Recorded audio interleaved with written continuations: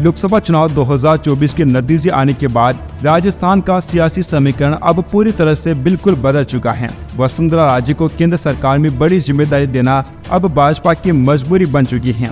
अगर भाजपा वसुंधरा राजे को कोई बड़ी जिम्मेदारी नहीं देती है तो पिछली बार की चुनाव की तरह इस बार भी भाजपा को राजस्थान में बड़ा नुकसान उठाना पड़ेगा और ये आगे भी हो सकता है। लोकसभा चुनाव में बीजेपी राजस्थान में 11 सीटों पर सिमट कर रह गई। लोकसभा चुनाव में बीजेपी और पीएम मोदी का जादू नहीं चल पाया। तमाम दिग्गज नेताओं का हालत खराब हो गई। कई दिग्गज नेताओं की साख भी दांव पर लगी।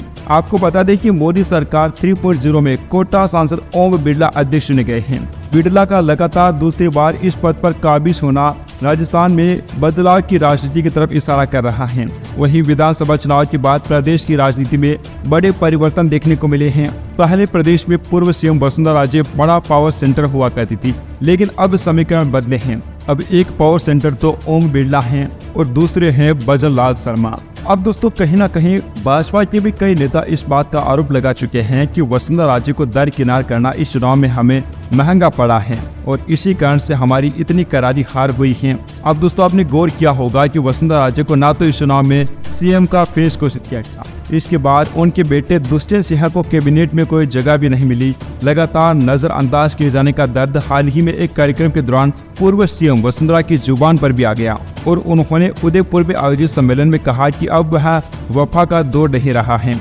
आज तो लोग उस उंगली को पहले काटने का प्रयास करते हैं जिसको पकड़कर वह चलना सीखते हैं। वसुंधरा राजे के इस बयान से साफ जाहिर है कि राज्य पार्टी के अंदर लगातार हो रही अपनी अनदेखी से नाराज हैं। आपको बताना चाहेंगे कि वसुंधरा राजे विधानसभा चुनाव के बाद से ही प्रदेश में ज्यादा सक्रिय नहीं हैं। लोकसभा चुनाव में भी वह सिर्फ अपने बेटे के क्षेत्र में ही एक्टिव रही थी। वसुंधरा राजे के कई समर्थक ऐसे हैं जो अभी भी चाहते हैं कि वसुंधरा राजे को एक पावर सेंटर के रूप में एक बार फिर से पहचान मिले। वसुंधरा राजे से भाजपा ने जो किनारा किया है उसका राजस्थान में भाजपा को लगातार नुकसान हो रहा है। अगर विधानसभा चुनाव में भी लोगों ने मुख्यमंत्री के रूप में वसुंधरा राजे को ना देखा होता तो भी राजस्थान में भाजपा को बड़ा नुकसान हो सकता था। लेकिन चुनाव के समय तक ऐसा माना जा रहा था कि वसुंधरा राजे ही राज्य की मुख्यमंत्री बनने वाली हैं और इस वजह से लोगों ने जमकर वोट दिए। अब ऐसा माना जा रहा है कि वसुंधरा राजे को केंद्र सरकार में बड़ी जिम्मेदारी मिल सकती है ताकि वह राजस्थान में हुए नुकसान को फिर से ना देखिए। Subscribe now and press the bell icon. Never miss an update.